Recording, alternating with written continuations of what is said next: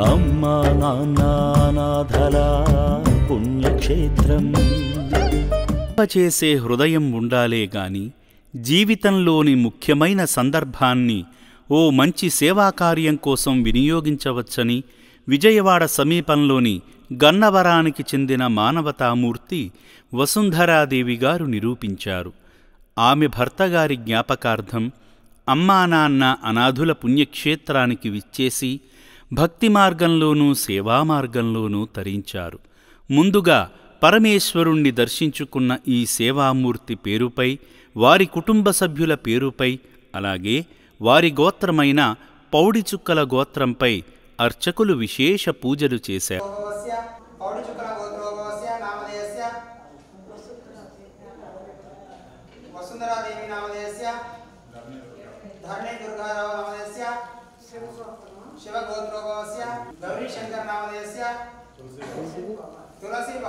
ఆదిదేవునికి అభిషేకం చేసి స్వామివారి హారతిని కళ్లకు అద్దుకొని ఆధ్యాత్మిక ఆనందాన్ని పొందారు.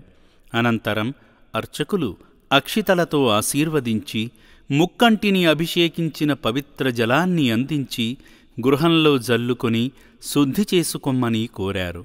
అనంతరం వారి భర్తగారైన కీర్తిశేషులు సుబ్బారావు గారి జ్ఞాపకార్థం ఈ రక్షణాలయంలో జీవిస్తున్న అభాగ్యులకు వస్త్రాలను అందించి ప్రార్థించే పెదవుల కన్నా సాయం చేసే చేతులు మిన్నా అని చాటారు. ఈ సందర్భంగా ఈ మానవ మహనీయురాలు మాట్లాడుతూ, అయినవారంటూ ఎవరూ లేని ఈ అభాగ్యులకు మనకు తోచినంతలో ఎంతో కొంత సాయం చేస్తే వారి సంతోషమే మన అభివృద్ధికి ఆశీస్సులని అన్నారు. భగవంతుడు కల్పించిన దాంట్లో ఎంతో కొంత ఈ నిర్భాగ్యుల కోసం సాయం చేసిన వసుంధరాదేవి గారు ఆయురారోగ్య అష్టైశ్వర్యాలతో తొలతూగాలని, కీర్తిశేషులు సుబ్బారావు గారి పవిత్ర ఆత్మకు శాంతి చేకూరాలని కోరుకుందాము. వసుంధరాదేవి నా పేరు.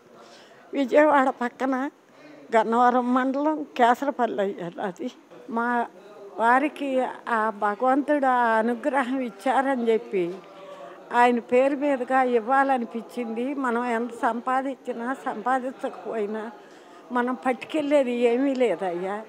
మనలాంటి అభాగ్యులకి కొంతమందికి అందాలి, మన పేరును మనం ఇవ్వాలి. వాళ్ళు సంతోషపడితే మనం సంతోషపడ్డట్టే. ఎవరు ఎన్నన్నా సరే నాకు కావాలనే ఉద్దేశం, ఇక్కడే ఇవ్వాలనే ఉద్దేశం. అమ్మా నాన్న అనాథల పుణ్యక్షేత్రం.